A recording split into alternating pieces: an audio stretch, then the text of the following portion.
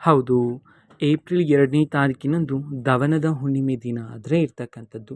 ಇದೇ ದವನದ ಹುಣ್ಣಿಮೆ ದಿನದಂದು ಈ ಒಂದು ಮರಕ್ಕೆ ನೀವು ಪೂಜೆಯನ್ನು ಮಾಡೋದ್ರ ಮುಖಾಂತರ ನಿಮ್ಮ ಮನೆಯಲ್ಲಿ ಅದೃಷ್ಟ ಪ್ರಾಪ್ತಿಯಾಗತ್ತೆ. ಮನೆಯಲ್ಲಿರ್ತಕ್ಕಂತಹ ನಕಾರಾತ್ಮಕ ಶಕ್ತಿ ಎಲ್ಲ ಹೋಗಿ ಸಕಾರಾತ್ಮಕ ಶಕ್ತಿ ಮೂಡುತ್ತೆ.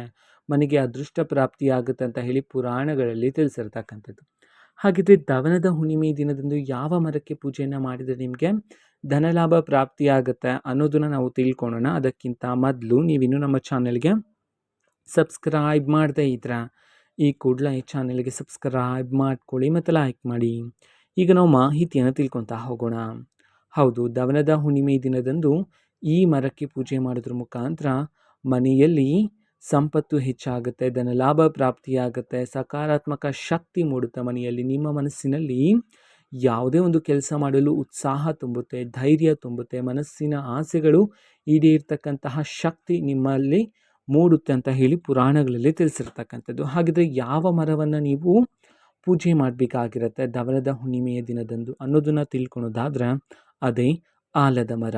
ಹೌದು, ಆಲದ ಮರಕ್ಕೆ ನೀವು ದವನದ ಹುಣ್ಣಿಮೆಯ ದಿನದಂದು ಪೂಜೆಯನ್ನು ಮಾಡೋದ್ರ ಮುಖಾಂತರ ನಿಮ್ಮ ಮನೆಯಲ್ಲಿ ಧನಲಾಭ ಪ್ರಾಪ್ತಿಯಾಗಿ ಸಂಪತ್ತು ಹೆಚ್ಚಾಗಿ ನಕಾರಾತ್ಮಕ ಶಕ್ತಿಯೆಲ್ಲ ಹೋಗಿ ಸಕಾರಾತ್ಮಕ ಶಕ್ತಿ ಮನೆಯಲ್ಲಿ ಮೂಡುತ್ತೆ ಅಂತ ಹೇಳಿ ಪುರಾಣಗಳಲ್ಲಿ ತಿಳಿಸಿರ್ತಕ್ಕಂಥದ್ದು.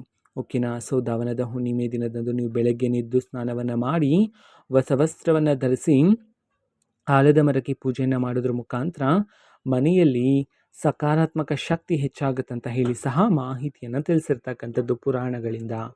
ಓಕೆನಾ? ಇದು ಇವತ್ತಿನ ಒಂದು ವಿಡಿಯೋ. ಇದೇ ರೀತಿ ಇನ್ನು ಹಲವಾರು ಯೋಜನೆಗಳಿಗೆ ಸಂಬಂಧಪಟ್ಟಂತೆ ಮಾಹಿತಿ ಬಂದ ನಂತರ ಆದಷ್ಟು ಬೇಗ ನಾನು ನಿಮಗೆ ಇನ್ಫಾರ್ಮೇಷನನ್ನು ತಿಳಿಸ್ತೇನೆ.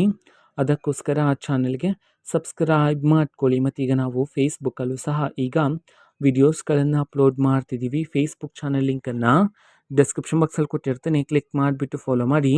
ಓಕೆನಾ? So thank you, bye.